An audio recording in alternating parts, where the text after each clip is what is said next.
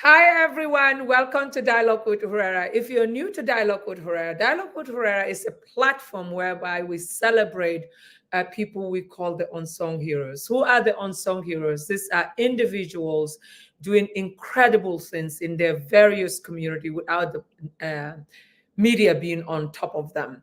But this guest we're going to have today, she is the media. So, but we like to hear the story. We invite them on so that they can share their journey, and hopefully through their journey and what they're doing to make impact in their various communities, that can inspire you to start doing something similar or even better to better your own community, so that we can uplift one another, one person at a time.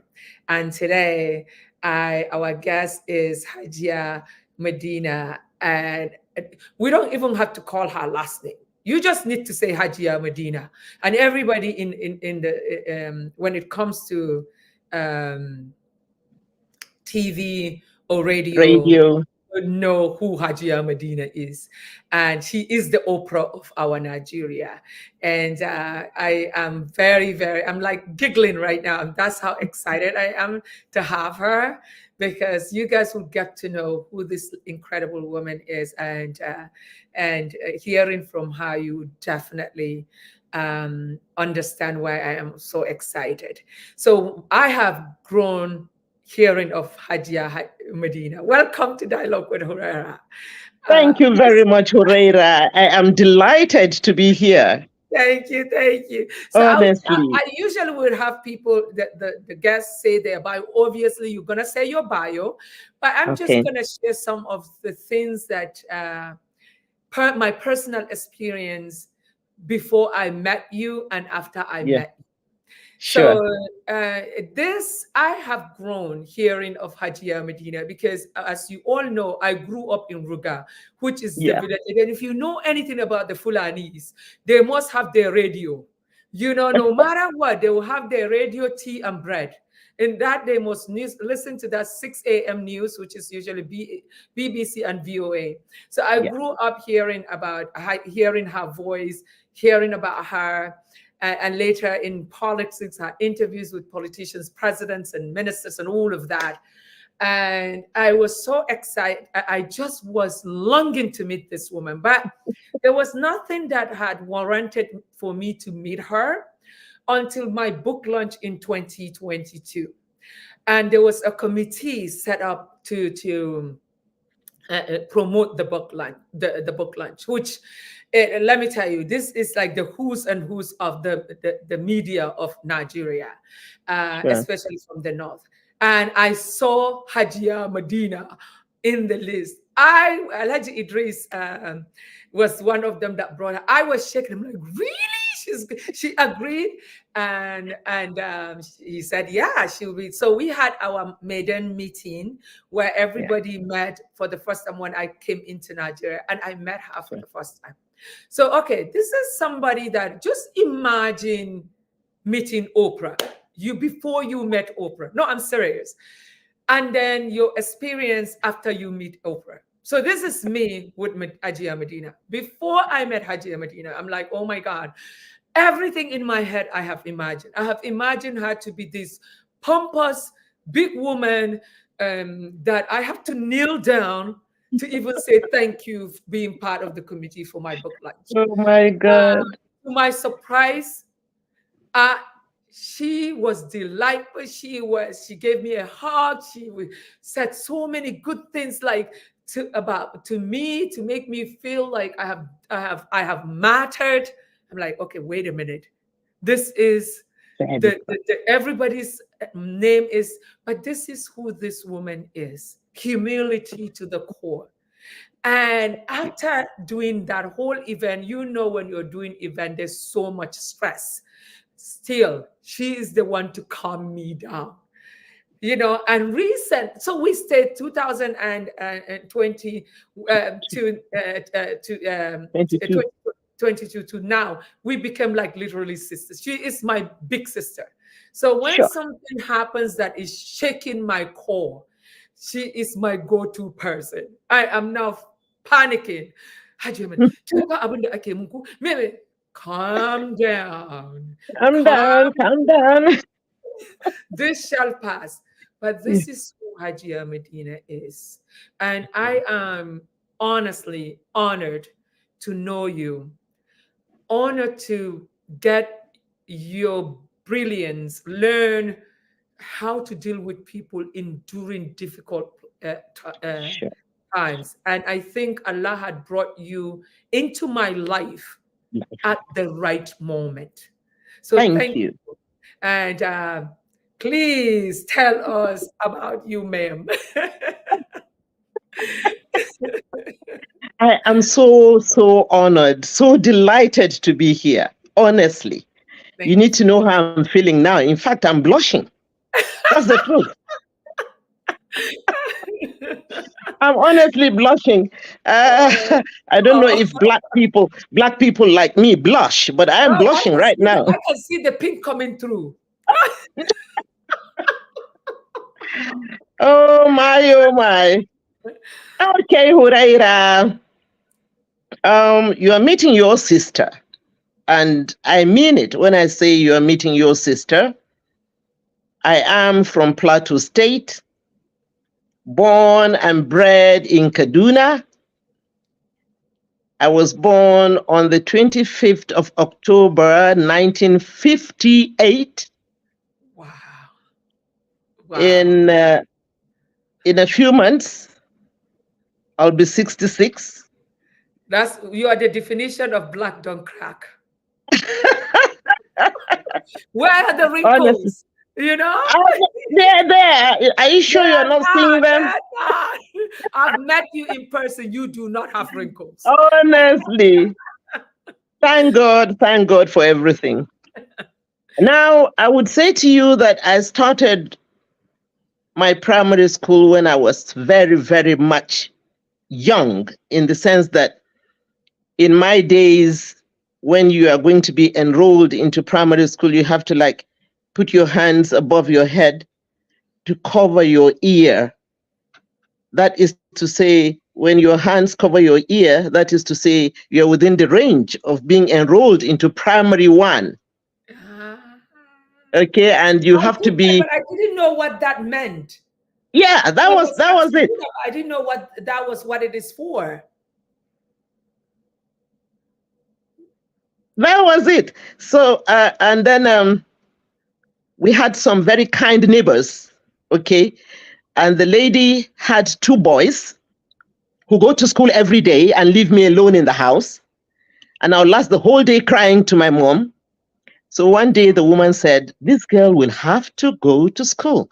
So I followed her to school, and then they said, put your hands above your ears, and my hands could not cover my ears, which means I was not old enough to be enrolled in school, and you needed to see your sister. Wow. Crying. In the wildest imagination, I was screaming, I just have to be in school. Oh my so the school proprietor said, well, she almost tried covering her ears, yes. How old is she now? And my neighbor said, she's just 6. She just clocked 6. Yeah. I said, okay, we'll manage. Let's enroll her. Let's see how much she can do in school. So that was the beginning. And that is in Jos. No, that was in Kaduna, where I was born. Wow. State of origin, yes, I'm from Plateau, but I was born and bred in Kaduna. Okay. So, and then that school that enrolled me was the Army Children's School that they call the New Cantonment then. Okay. It was a military school, actually. Oh, which is usually so they enrolled. Yeah, they enrolled me. It used to be the best. It used to be the best. So they enrolled me, and then, trust me, the teacher would write, and I would last the whole day trying to, copy exactly what she wrote, even though it's my first time of coming to school. And they were so impressed. I had this resilience right from that childhood. Yeah. Incidentally, those days, from primary school, you have to reach primary 7 before you sit for a common entrance examination that will admit you into secondary school. Guys, which is SAT here in America. in case. Yeah, something like that. Yours truly was in school when I was in primary 4. I was reading textbooks and lecture books of primary 6. And then my primary school, which was New Cantonment, I had a transfer back to local education authority. Because when the Biafran War started, things were beginning to be a bit difficult. Yeah. And every day I have to cross the bridge and a river to get to Army Children's School, New Cantonment. So my dad decided that he had to transfer me back to a school very close to the house. Yeah, because of the war. So I was transferred from the Army Children's School, New Cantonment, back to LEA Ungonsarki, which was closer to where I was born. Yeah. So yours truly was, I was just doing very well. So I had a promotion from my primary 4 to my primary 5. And then when I got to primary 6, they wanted 20 girls to sit for common entrance examination. In the entire school where I was, there were only 6 girls in primary 7. Wow. So what the LEA Local Education Authority did was to say, let's pick 14 brilliant girls from primary 6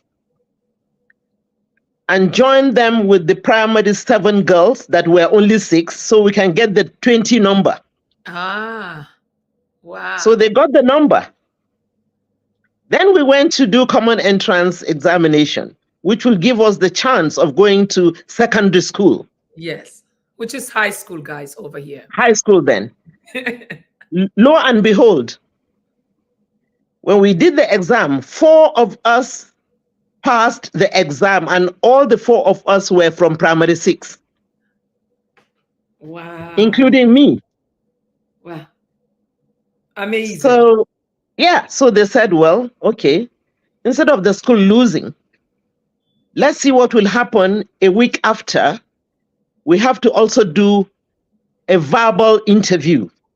Ah. That's the way they will measure how much of English we can speak. Yeah. What do we understand by reading our textbooks and many other things. Yes. So we went for the interview a week after the common entrance examination. And out of the 4 of us that went, I was the only one that passed the interview. Wow. So, that school was, well, not really too happy because there were supposed to be 20 girls who would have passed the exams and go to secondary. But lo and behold, they had only 4 girls and only 1 passed the interview. So, what did they said, well, let's see how much they tried in their written exams and other things. So they gave us concession. I see. And all the 4 of us were admitted into secondary school, but we had to choose which of the schools to go to. Wow. So I chose Our Ladies Secondary School, which was on Independence Way in Kaduna. Okay. That was where I started. So by 1970. I don't remember. Is that school still there now? No, it's not. They converted it into WTC midway when we were in Form 3. Okay. Government took it over, and then we were merged with Queen Amina College. Okay. So they expanded Women Teachers College up to Our Ladies Secondary School. Wow. So yours truly became a Form 1 pupil instead of being a primary 7 pupil. Yeah. So incidentally, I just spent 5 years in my primary school, and then I became a Form 1 student in Our Ladies Secondary School. So basically, your ability to speak and write was already in you. Started from then. Yes, started from then. Yes. And I was so lucky that my father was most times since I was born, I grew up and met him working with white people. Okay. Caucasian. First, he worked with a British citizen for like 4 years of my life. Then he now changed his working place when an Italian company came into Nigeria for building construction. So my dad joined them. Okay. So I grew up in the hands of Mr. Italo Ferrero, who was the chief executive and group managing director of AG Ferrero and Company. Wow. And they do most of the constructions in. They do most of buildings. Yeah. Firm, solid buildings. You know, so they built a lot of government ministries, official homes, and other things. So I didn't learn building anyway because my dad was working with them, so I didn't need to be part of them. But I knew that my dad's boss then was an Italian man from Italy. Yeah. And you know, I was mixing up with their children, learning so many. I grew up learning so many languages. You can't believe it. Wow. And I'm so lucky that God gave me the flair to speak so many languages apart from my own language, which is the Angas language from Plateau State. Oh, I didn't know you were Angas. Yes, I am. I never knew that. I am. So I'm learning so much today. So much. Yes. You see, this is the reason why I do not like read bios, because bios do not do justice. They just do honestly the surface of things. They just give you a brief. Yeah, brief. But if you really want to know the person, you let them talk about themselves. Yes, I am. And so you did that, and you finished your high school in Queen Amina, and then I didn't finish in Queen Amina. Okay. Midway into schooling in Kaduna, my dad was now finally transferred to Maiduguri, the Borno State capital. Okay. So I had to go with them. And my father had a very, I want to make it in a way that you'll understand that my father was also a very unassuming human being, because anyone that comes across him becomes his very close friend. So he got a friend in one Alhaji Aliko. Is it Aliko? Aliko Toko. Okay. Alhaji Aliko Toko is a Kanuri man. Okay. One of the wealthiest men that I ever knew. And he was also into building constructions and even roads. And they became friends with my dad. So my dad now, gave me to him to take care of. And he enrolled me into Government Girls Secondary School. Okay. So I joined GGSS Maiduguri in Form 3. And I was in Maiduguri. My dad lived in Maiduguri for the best part of 30 years of my life. Wow. So I became more of a Kanuri woman than an Angas woman. No, I can understand why you always have that latte thing that you do. Yes. So I became a Kanuri woman along the line. And I was able to, after my secondary school, I came back to Kaduna in 1980, and I started broadcasting with the Federal Radio Corporation of Nigeria in Kaduna in 1980. I wouldn't want to take you back to the story that the person who was doing talent hunt then was the controller programs of FRCN in person of late Khalifa Baba Ahmed. Yes, who met me I actually you met him. Yes. I have not met him, but his ex-wife, Hawa Baba Ahmed. Yes. Close family. He's the father of her children, actually. Yes. So he went for talent hunt at the community hall in Kaduna, and then met us speaking English during debates on contemporary issues then. Yeah. And he picked two of us, myself, Medina, and one Hawa Kuludaku. Okay. And Hawa declined to be a broadcaster. Khalifa was on my neck. He insisted I had to join Federal Radio Corporation of Nigeria. 3 times he was bringing letter to my father's house. 3 times I was refusing to attend, until the 4th time Probably So, until when your father said you must do it. yeah, as if he knew. My dad Yeah. was like, look, you cannot belabor this man like this. Every time he brings letters here and you don't honor them, today I'm insisting you have to honor. On that day I went for the interview, that was the day I was employed. I didn't come back home without an employment letter. So I started this broadcasting thing that has taken 40 years of my life now. 44, actually, from You FRCN know, Kaduna. I it's just I just get chills you talking about it because thinking of a northern woman Sure. in that time period being given that opportunity to and Honestly, you didn't even know the importance of it. You really didn't. nobody would know. Yeah. Yeah. You know, Yeah. until when I started going for trainings, when I started meeting big people, you know, interacting with them, relating with them, discussing with them at functions. And I was like, wow, Wow. Wow. this is one big gift from God that I Yeah. must be grateful for. Yeah. And here I am And today. you held it well. That is Oh, what I did.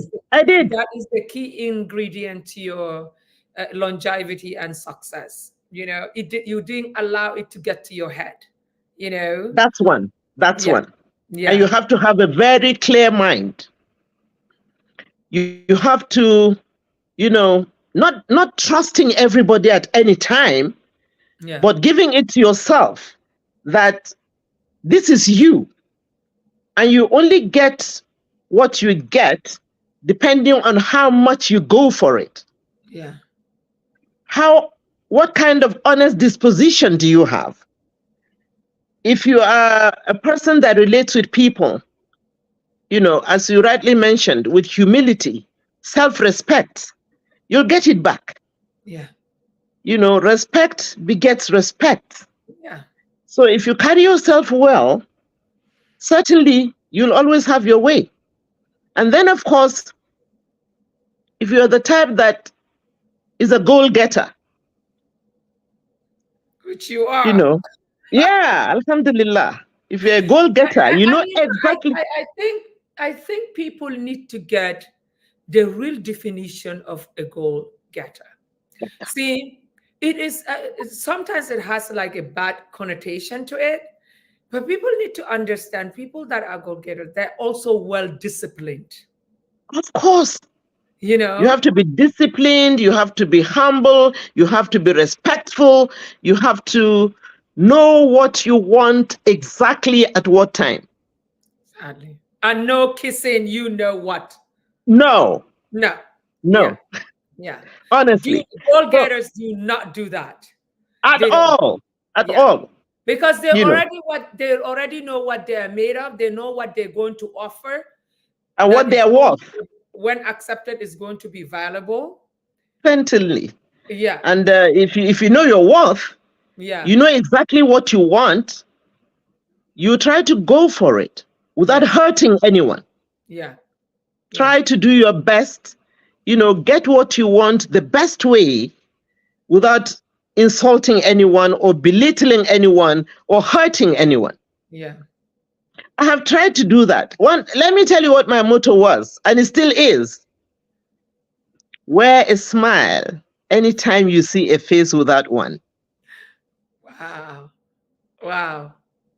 So I've been carrying that along. I know there's going to be so much questions as to, okay, so when you started work, how did you manage? How many people did you meet and other things like that? Yeah. It wasn't an easy task, really. You have to give yourself time to really study. Yeah. And despite all the English I learned, in broadcasting, you are taught not to be verbose. What does that mean? In other words, you don't have to be speaking big English words that people will not know their meaning. You have to look for a dictionary to get the explanation. At all. So the truth was, whatever it is, as a broadcaster, you're speaking to a professor and a primary school pupil. Yeah. Both of them must understand you. Yes. Yes. And look at the gap between a professor and a primary school pupil. Yeah. So you have to be very, very, very simple in the way you communicate with people. Yeah. So I read a lot. I read a lot, yes, but that training that I got in being very simplistic in everything that you do changed my entire life. I try to interpret those big words that I read, make them as simple as possible so that people listening to me in English or Hausa language will understand exactly what I'm saying without stopping or switching off their radio sets. And that brings a lot of talent, because Sure. And discipline as well. Sure, it does. You are pushed to show people that you are Hajia Medina that speaks with the president and the senators and the House of and the ministers, and now you have to now relate to the Ammaikeki. Yes. The Erga, And mereke, So to be able to like harmonize all those everything. Viewers, yes, to totally understand you and get it is what yes, is and understand exactly what I'm saying. Yeah. On a daily basis, on the average, I receive more than 56 to 58 calls from fans alone who listen to my news broadcast, my radio reports in Hausa and English. They go to extra mile to find my phone number. Yeah. To call me and appreciate what I do. Which is so wonderful. And that makes me feel very, very, very good, my sister, because if nothing, it means I've been communicating with them. Yes, yes, yes. I'm a communicator and I've been doing that in my own best way. Yes. Yes. And then when you talk about, text messages or WhatsApp or letters, in a day, on the average, I get 20,000 unread WhatsApp messages. I don't envy your life with that. I don't, because I am nothing close to what you do, and the messages I get, I don't even want to talk about it. So talk less of you that is on the honestly. Even the House Assembly, whatever drama they did, they must look for you. What? Yes. Medina? They call me every day, every time they call me. Yeah. I've been there. I've been in the National Assembly reporting for the Voice of America now 24 years. 24 years? Yes. Wow. So and that is okay. We got your primary education. We got your how you got into the corporation. Talk to us about this whole thing regarding VOA, German radio, and all of that in Africa. I mean, how did you navigate that? How easy or how difficult was it to be able to do that? Now, the truth is, there's something about destiny, my sister. Yeah. That you really have to respect. Yeah.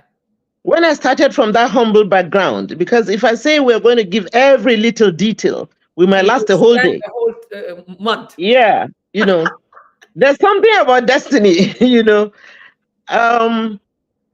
When I was in the FRCN, I am only one woman till date that have done political programs for that radio station in English. I've done editorials for that radio station in English. And I have filed reports from other countries, including Saudi Arabia. Wow. In English. So one day, when there was this relocation from Lagos back to Abuja as the new federal capital, I was one of those that the Federal Radio Corporation of Nigeria chose to be on the network news belt. I see. So they moved me from Kaduna to Abuja. But in this, because there were no houses for us to stay, we were shuttling. I'll come to Abuja for 2 weeks. And the director news then, the late Tajuddin Akambi, will decide to retain me for 1 more month. Wow. Because honest to you, I was very, very hardworking. I never joked with my job. For all the years that I worked, I still have colleagues that I could mention their names for you now. In the 22 years that I worked for FRCN, I never had one query. So it's something of pride, actually. Then a phone call came to my controller then that they wanted a reporter, and that somebody came from Washington and recorded my news off air without me knowing, with my name, my political programs, my editorial, and took it to the late Ashinafi Abedje, who was in the Africa division of the Voice of America. Wow. So they traced me to Federal Radio Corporation of Nigeria and offered me a reporter job on the Daybreak Africa Belt. Nice. And I said to Ashinafi, your coverage was not just for Nigeria, it was across Africa. Across the world. Across the, wow. Yes, Wherever. the world. And you do it in English and Hausa as well, or just Yes, Hausa? I still do English and Hausa. Okay. Wow. I do it in English and Hausa. So I was one of the reporters on Africa Perspective. Let me tell you, Ashinafi Abedje and all my colleagues on VOA Africa Division, those that are late, and people like James Batty, Bill Eagle, just name them, you know. Some of them are still there. They call me till tomorrow to file a report on VOA English, despite the fact that I'm fully on Hausa service. And for now, I am the bureau coordinator of the VOA Hausa Service Bureau here in Abuja. Okay. But English service still calls me for reports. I even do some, trust your sister. I was trained as a radio journalist, but sometimes I do the TV too. Yeah, I know. Honestly. Don't you have a segment anywhere for TV as well? You do have Yeah, we have segments. We have Kallabi with our affiliate TV stations. Yeah. That I'm a permanent member of those programs. I know. So we do them once a week, and it's aired through all the affiliate stations. Even my reports are aired through all the affiliate stations of VOA. Yeah. So you listen to me almost on all the belts. In fact, that is what keeps me going. Yeah. When you have passion, you will never. Oh my God! Say that again. Say that again. And I got all the encouragement from my bosses. Late Ashinafi was heading us on the Africa Perspective. I had James Batty, who worked with me. I had Peter Clotty that is still working with me. I have the chief of the VOA Hausa, Aliyu Mustafa Sokoto. I have so many colleagues. Yeah. When I come to Washington, wow, they take me from house to house. I stay 2 days in this house, 2 days in that house, 3 days in that house. That's how I go around all my colleagues. Nice. You know, they're so impressed. Yeah. And I'm so proud of them too. They give me all the encouragement. For them, I refuse to retire, actually. Well, I got a personal encounter. Okay. That during the press conference of my book. Yeah. Yes, your book launch. So how you really take your time to groom people and empower them, especially the Wow, youth. I have. There Wow. was an episode where a lady, and I have to confess this, a young lady was there with her child, and that child was literally, I think that child is not even 6 months old or something, and she was there to interview me. And I was like, what is going on with this?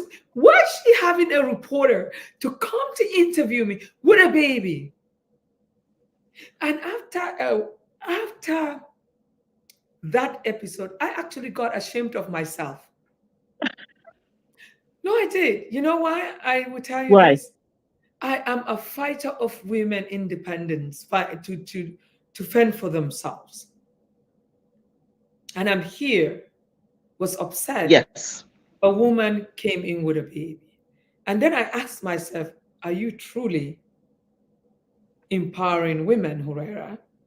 Because what you did, and I asked you, you said to me, she didn't have anyone to babysit her child. And she has to work. She had to come here and interview you before this is over. To me, that is the definition of someone who got every woman's back. You are right. I really, truly believe that. And I still, we talk once in a while with that young lady you brought into. Sometimes you call me to see if I can interview for some things. And right. That picture of her with that baby, will never leave me. It will never leave me. And to me, that's what it means for us to give every woman an opportunity and a chance. A chance to be able to, because I'm thinking in you, that interview, her coming to make that interview was very crucial to her advancement as a reporter. Sure. And you didn't care if she will even bring twins with her provided she did the job. Exactly.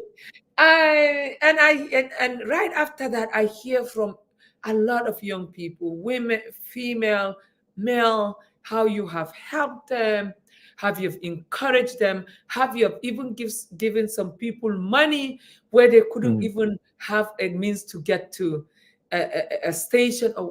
And to me, Hajia Medina, we have this syndrome when it comes to Africa. I don't know here in the world, because here we do a lot of mentoring. But in back home, we always want to be on top. When you are on top, you want just you, but you don't have that. Where did you get that from? There gotta be somehow where you raise to always appreciate others, so you can give them an opportunity, or you just learn it along the way. I'm asking this because hearing from you probably will give other women in your position to understand that. You said something that is so important, that fate, or no, sorry, destiny. People need to understand, just because you are this mega superstar, that is your destiny. And that doesn't stop you from making another mega superstar that will take your place. I have made a lot. That is what I want you to share with the rest of I have made a lot of superstars that look up to me. I've made a lot. Let me tell you the truth. Some are general managers. They are managing radio and television stations that belong to government. Some are managing radio and television stations that are independent. Till today, they still come to me. We meet once in a while, discuss some issues, give advices on how they would continue. And this training trait came when I was with the Federal Radio Corporation of Nigeria, because I rose to the level of being an acting controller presentation before I left them. So most of those that were always employed as on-air personalities, or those that you call presentation officers or announcers, whichever, have to go through me to train.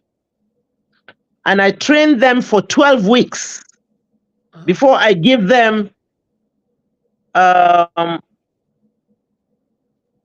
pages of 3 paragraphs of news to present for 3 minutes. And I timed them. You cannot be a presenter on training with me and you don't come with your jotter. You have to learn to make your listener stay glued to your radio station, which means you will not repeat one announcement twice. I see. You have to always talk to your listener. Get your listener's attention. Appeal to your listener through the way you talk to your listener. Be a friend to your listener. The person listening to you does not know you, but you have to appeal to that person. Be a friend to that person. So the way you communicate would mean a lot to retain that person listening to your radio station.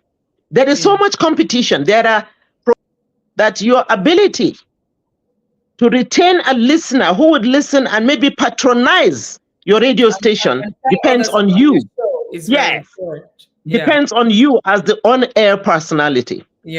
So you have to now know what to say, when to say it, and of course, there are rules and regulations as well. Apart from the fact that you are never verbose, you have to know that your language means a lot. There is what we call NTBB in broadcasting. Not to be broadcast. Your language must not be foul. No foul language. You know, no foul language. You don't mention things that will put people away. So you have to be very, very vigilant. You have to know exactly what to say at what time.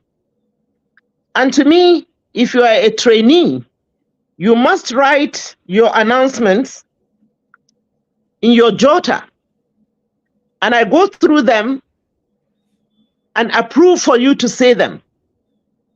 When I approve, then you will now make the announcements and introduce your next program. I'll be doing that with you for 12 weeks. 4 days a week, 2 days off, 4 days a week, 2 days off for 12 weeks until you get used to it. Then I will now give you the microphone and I'll go to my office and sit down and listen to you for the best part of 2 to 3 hours. I'll now be jotting your mistakes, your apologies, where you should do them or where you shouldn't do them. Then I'll bring all those corrections to you subsequently until I train you for 12 weeks. Before I'll fully leave you to handle the studio for 6 hours, because one shift is 6 hours. I've done that with a lot of those that are now television network newsreaders, radio newsreaders, network newsreaders. There is no station you go to in the whole of this country that you'll not get one person from FRCN that was possibly trained by me or another colleague. So we're really, really proud that through FRCN, we have built many, many other broadcasters and radio stations, you know, and TV stations as well, government and independent. So I do that training. And then on a personal level, I encourage young girls. I make sure that anyone that is around my community must have to enroll his girl child into school, because I enjoyed that patronage. I was going to get to that. I know you're a passionate advocate for girl child. And Yes. So, and I think I have trained from 1980 to date. I have trained more than 500 young girls. Some of them are now graduates. Some of them are married. Some of them with children.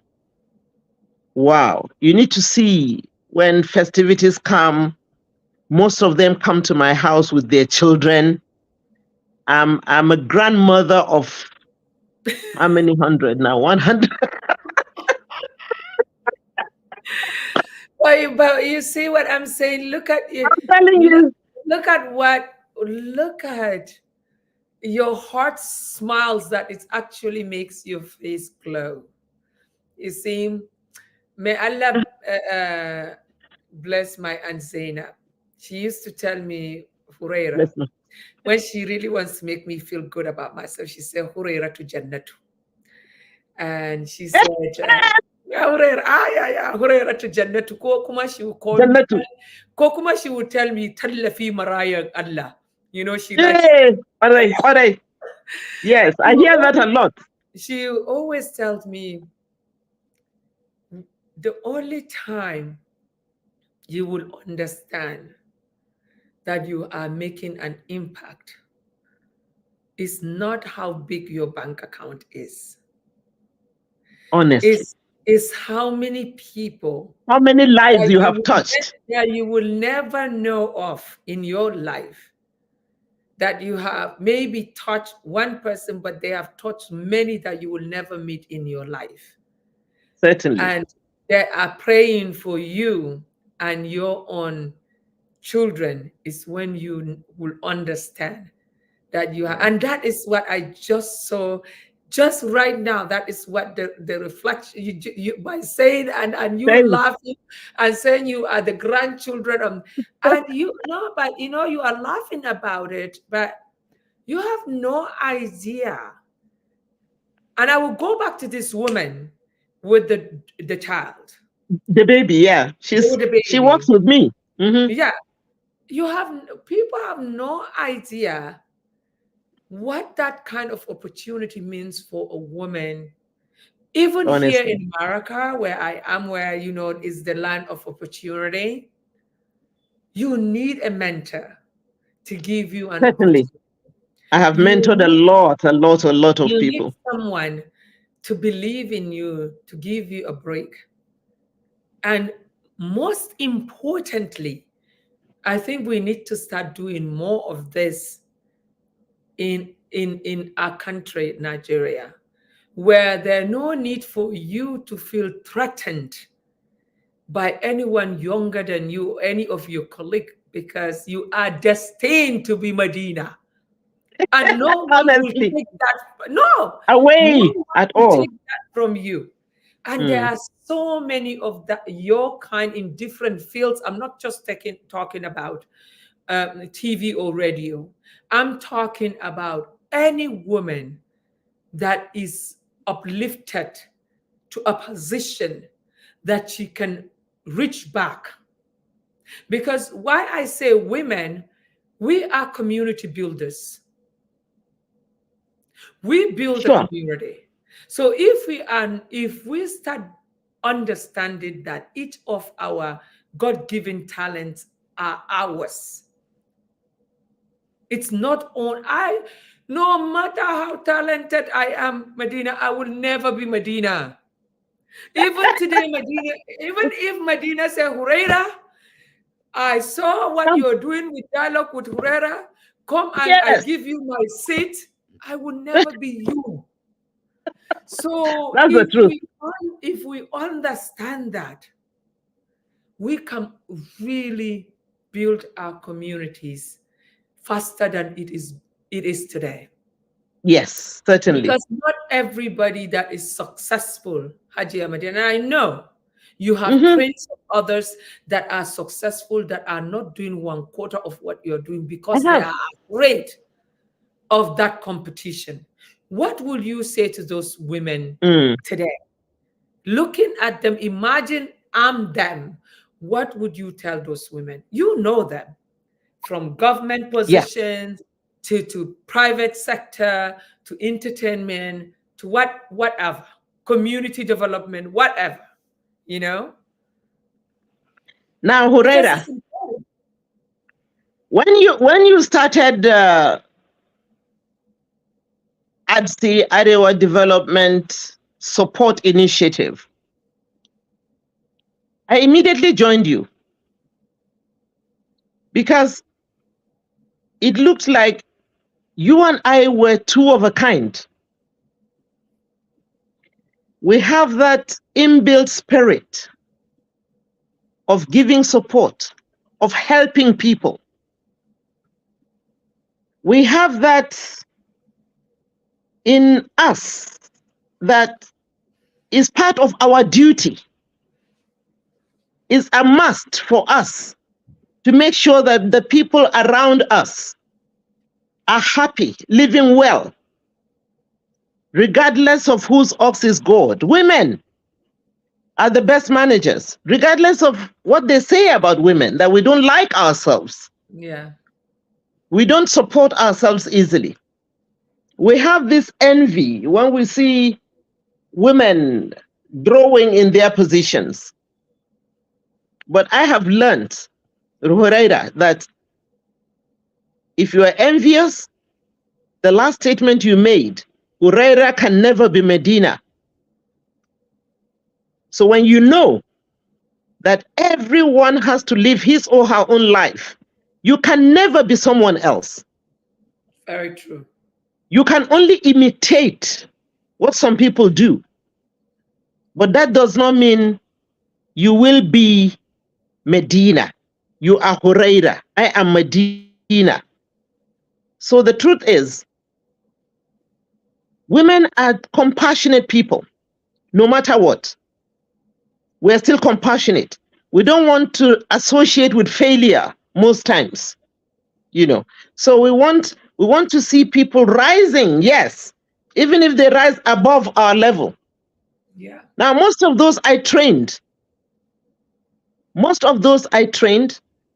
that became GMs.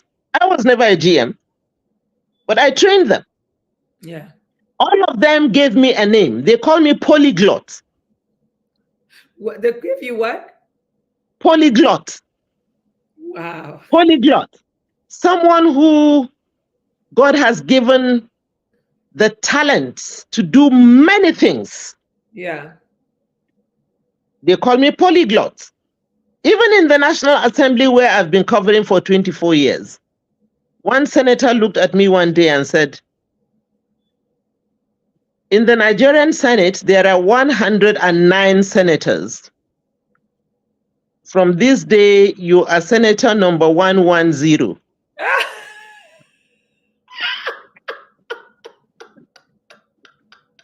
I like that. So I'm telling you, Khuraira, let me tell you, my colleagues now call me Senator 110. Yes. I'm now Senator 110. I have become an authority to them. Yeah. You know, I follow them, I tiptoe after them, I extract news from them and tell the world what they're doing. And I've been doing that now for 24 years. 108 of the present senators, I'm older than them in the National Assembly. Only one of them is older than me there. And that is the former Senate, that is the former Senate President, Senator Ahmed Lawan from Yobe State. Yeah. He came into the National Assembly in 1999, 7 months before me. I came February 2000. Wow.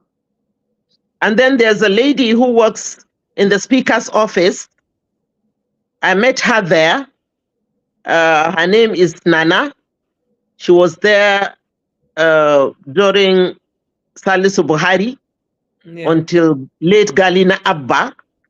Till today, she's still the admin officer in the Speaker's office. So those two people are older than me in the entire National Assembly.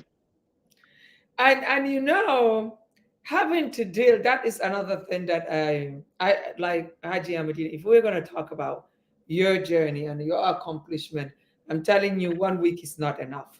It's not. Yeah.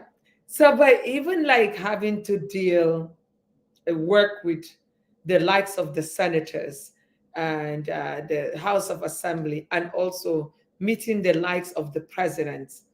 Presidents. Yeah, I know you have interviewed several presidents. Of course. And I'll still tell you, I've interviewed several of them. I interviewed Obasanjo. I interviewed President Babangida. I interviewed President Abubakar Abdul Salam. I interviewed President Goodluck Jonathan. I interviewed President Buhari. In fact, during his campaign in 2003, every time he would say, call that VOA woman. And they'll call me and I'll interview him. I'll ask Buhari one simple question, and he will be like, look, are you sure you are not sent here by the opposition party?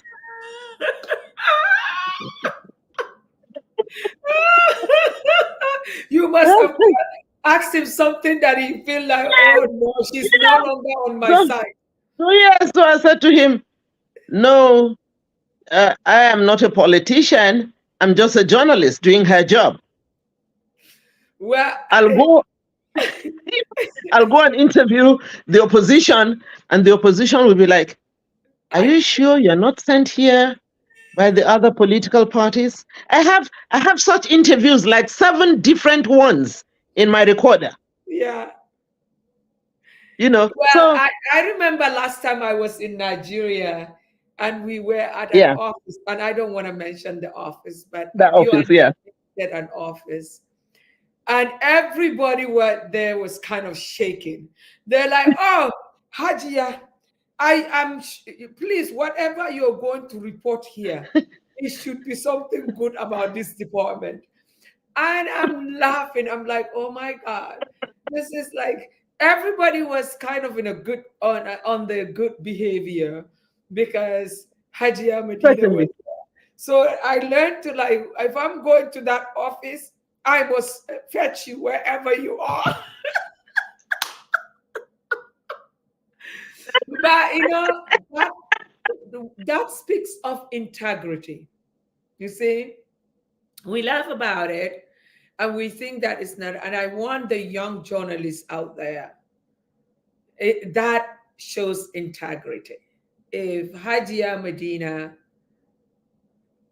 had not held herself at the highest level in terms of how she conduct herself, you know, being her in a setting like where we are and dealing with politicians is can bring you down in a second. Certainly. Because when people are intimidated by you, they can easily think they can buy you. I know. And really they do that, that is the end of you. You have no integrity any longer for you to say anything, because it's a small village. They all talk to each other. So I think we're almost out of time.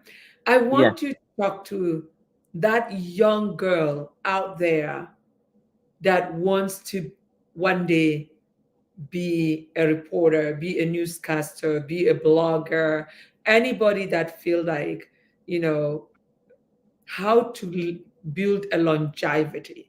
Because I see a lot of people trying so hard to be famous that they can actually even bring other people down just to get honestly ticks in likes.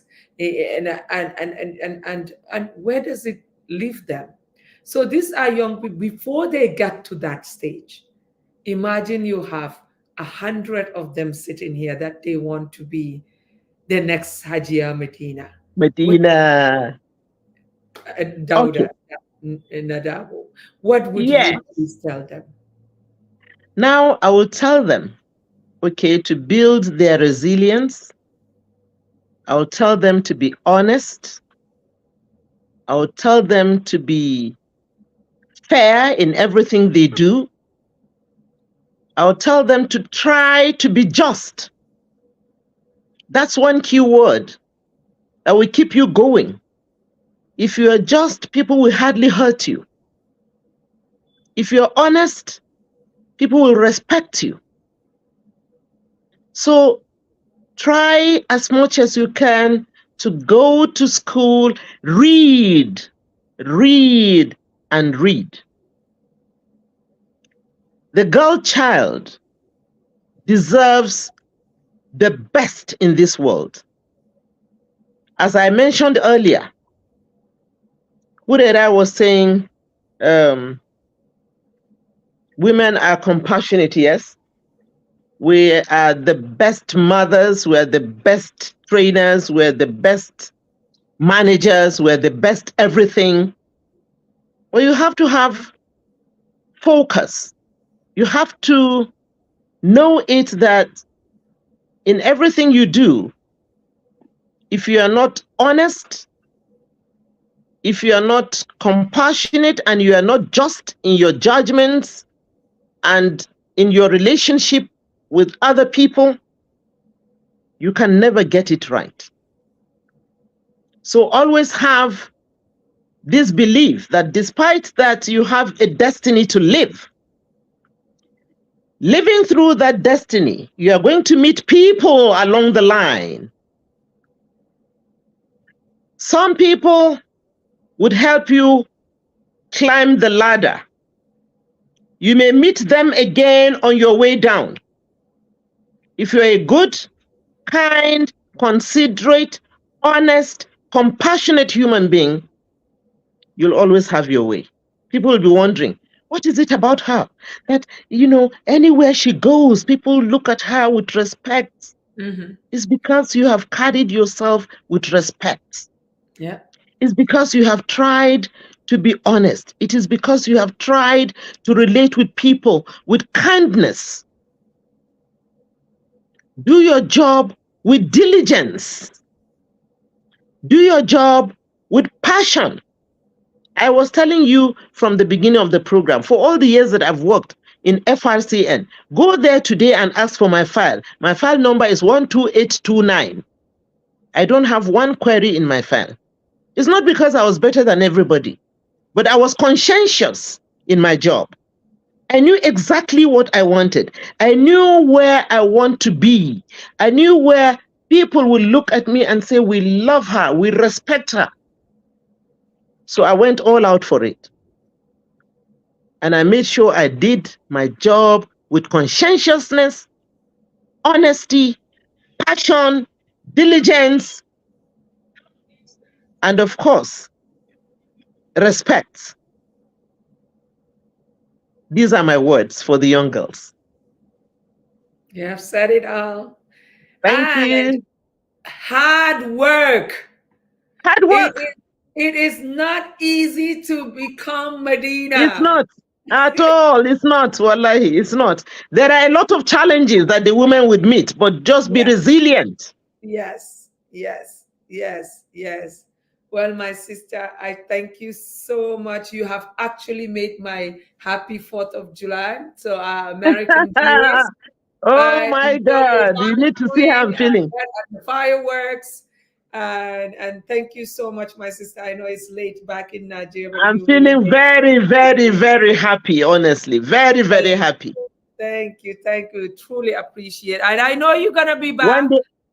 Sometimes. Yeah, sure. We're going to continue part 2. If I'm not able to host it, you can do the interview because.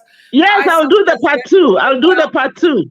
Yes, telling you people what happened to me in the polytechnics, in the universities, even in the Penn City University that I came for leadership training. Adia Medina, I know that you guys do a lot of mentoring. I would also want you to one day invite some of the mentees. And so you can talk to them. Yeah. So it's really a good thing. Thank you so much. We truly, truly, truly appreciate you. And may God continue keeping you for us and making us smile and laugh and give our girls hope. And I appreciate you. I appreciate you. Thank you. Thank you It's so my much. pleasure. It's my pleasure. Anytime. Have a Anytime. wonderful night. Thank you. Thank you so much. Bye-bye. I love you. Love you too. Bye. Bye.